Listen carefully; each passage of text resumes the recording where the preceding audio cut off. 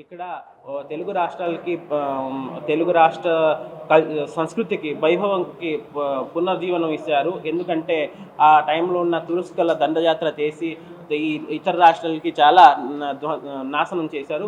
అది మళ్ళీ పునరుద్ధరించి సనాతన ధర్మకి కాపాడడానికి పోషించడానికి చాలా అభివృద్ధి చేశారు. ఇప్పుడు వాళ్ళ హిస్టరీ గురించి మన దగ్గర పూర్తిగా క్రానాలజికల్లీ ఆర్డర్లో ఏదైనా పుస్తకం లేదు.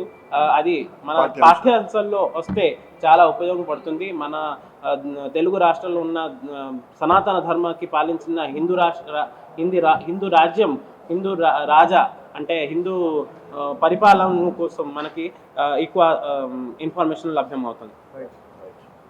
నా పేరు డాక్టర్ కావూరి శ్రీనివాస్ శర్మ. ఒడియారాజుల చరిత్ర చాలా అమోఘం, అద్వితీయం, అమోఘం, ఆనందదాయకం కూడా. అలాంటి ఒడియారాజుల చరిత్రని మన ప్రభుత్వాలు గొప్పవి.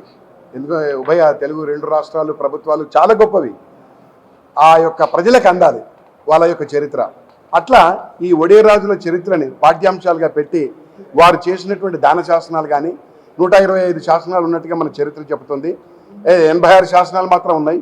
తెలంగాణలో మనకి వరంగల్ దగ్గర ఉన్నటువంటి శాసనం కూడా మనకు చెప్పబడింది. ఇంకా వెలికి తీస్తున్నాం.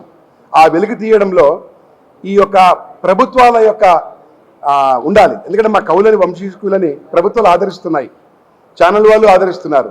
అట్లాగే పాఠ్యాంశాలుగా ఉంటే ప్రజలకు ఉపయోగపడతాయి. అది రాజాకృతి.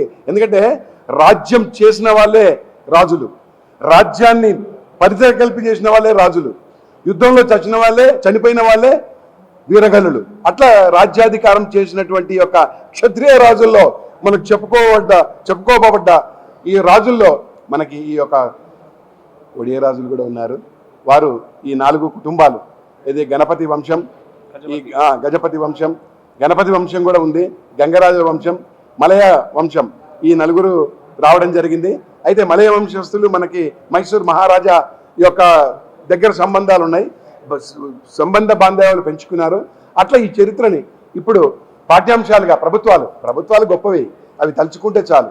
ఇది నా యొక్క విన్నపం. అర్థిస్తున్నా, ప్రార్థిస్తున్నా. ఇది యథార్థ. నమో నమః. శుభ మధ్యాహ్నం.